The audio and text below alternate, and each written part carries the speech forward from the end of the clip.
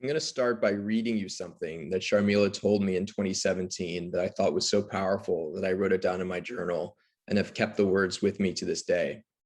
She was explaining to me why she had left her private school where she had been teaching for 14 years to join Kailash Vidya Mandir. And what she told me is the following. She said, "The joy that brings me here gives me something I know my soul needs. I think money is not everything. I don't need respect. I don't need possessions. It's the love that matters. My students here give me unconditional love, and that's all that matters." And, even reading this today, I get goosebumps because I think it is such a powerful commitment to teaching and education, and something that is also so quintessentially Sharmila. These aren't just words, these are words that she lives by.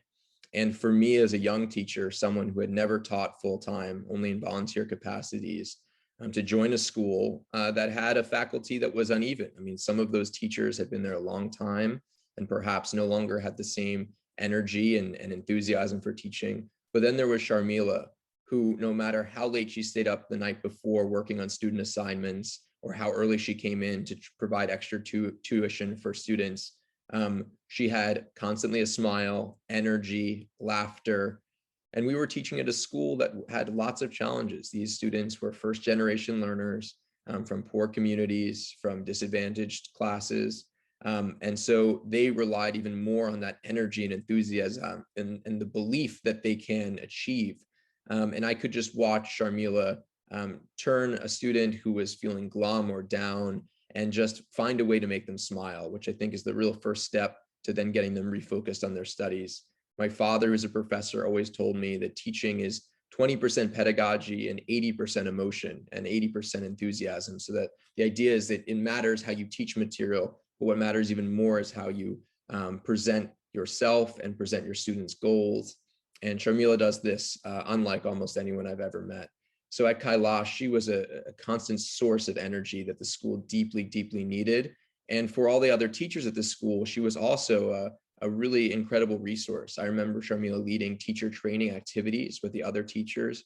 Sharmila has done a lot. She's accomplished many things, gotten many credentials, but she's not just holding them for herself. I always felt that when Sharmila learned something from her time abroad, she immediately returned to our school to share her resources and her wealth of knowledge.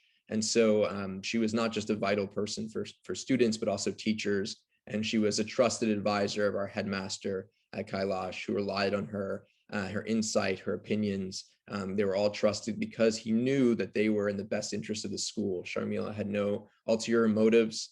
This was someone that really put school first and herself second, her career second, and her students first. And so really, I've lived abroad. I've lived in the United States. I've gone to elite institutions here in America, attending Columbia University for my college. And I will say, without a doubt, without hesitation, that Sharmila is truly one of the great educators I've met. Truly, really just lives and breathes teaching. And it's just been an honor and a pleasure of my lifetime to get to learn from her and to work with her during our time at Kailash.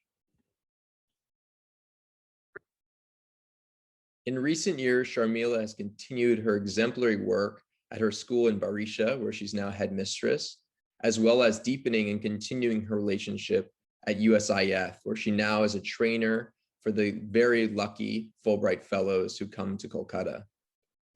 Sharmila brings something very unique to the table in her job as a teacher trainer at USIF.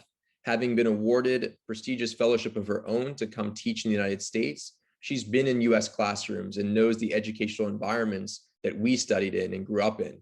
So when Americans come to Kolkata and are confronted with a new educational community in their Indian classrooms, Sharmila is able to bridge that gap for Fulbrighters and really explain and is understanding of the differences in educational processes. And so she's really an invaluable resource to Fulbrighters, as she can really help them and explain to them what they need to do differently and what they should be ready for when they encounter obstacles and differences in their Indian classroom. So she is an invaluable piece of the USIF community in Kolkata.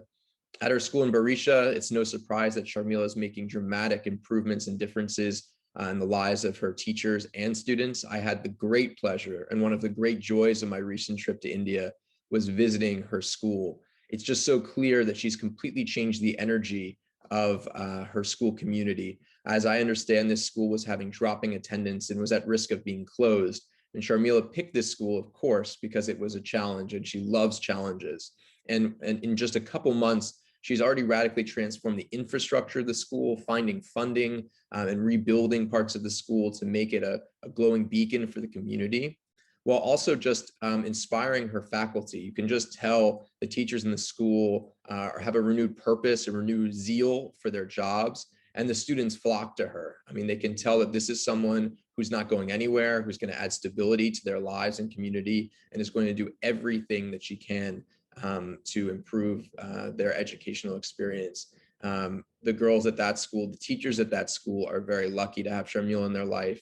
Kolkata is very lucky to have her as a representative of the city, and the Fulbrighters who get to learn from one of the great educators that I've ever met in my life are certainly very lucky.